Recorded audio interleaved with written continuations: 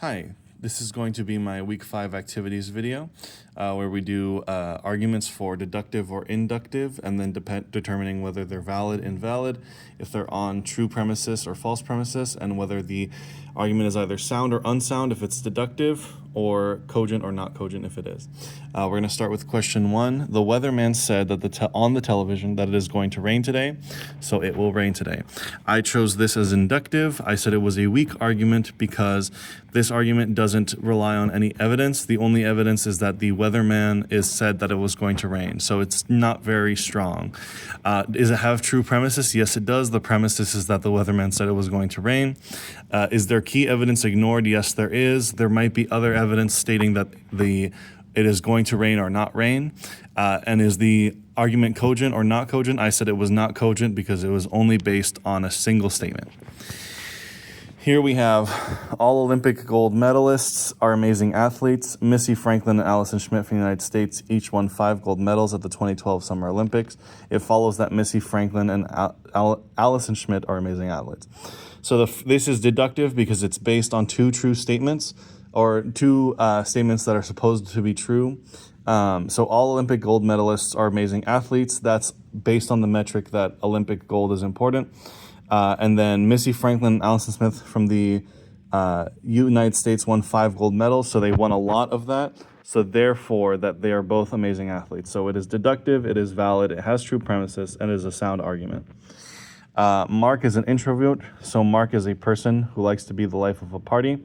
I said that's inductive. It's a weak argument because introverted usually just means that you don't like to talk to people, or maybe not that you don't like to talk to people, but you're not very sociable as compared to an extrovert. Does not have true premises. There is key evidence that is ignored, and it is not a cogent argument. Either Wookiees are large, hairy primate-like creatures, or Wookiees are frog dogs. This argument is valid based on the assumption that Wookiees are one of the 2. So based on that assumption, it is a deductive argument with valid reasoning, with true premises, and it is sound. However, if you assume that the person creating this argument doesn't know whether they're large hairy primates or frog dogs, then I would say this is an invalid deduction. Margaret Thatcher was the Prime Minister of Great Britain, so she must be a citizen of Ireland. This is a deductive deductive argument, but it is invalid, even though it is based on true premises, but it is unsound. So it is true that Margaret Thatcher was the Prime Minister of Great Britain, but it is invalid and unsound because there is no relation for her from being from Great Britain to being a citizen from Ireland. So even though it is based on true premises, the deduction is invalid and unsound. Since Martha Gellhorn, Mary Colvin, and so on and so forth are all famous and accomplished war correspondents, and since they are all women, it follows that women can make excellent war correspondents. Because it says it can make excellent war correspondents and provides evidence for other women that have been, or lots of women that have been war correspondents, then yes, this argument is deductive, it's valid, it has true premises, and it is sound. Sir Paul McCartney claims that the tune to Yesterday was just there one morning in his head when he woke up after dreaming of it being played by a string ensemble. So the song probably did come to him in a dream.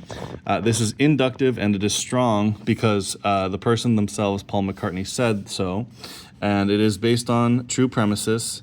There is no key evidence because it's based plainly on just his opinion, or not his opinion, but his experience, and it is a cogent inductive argument.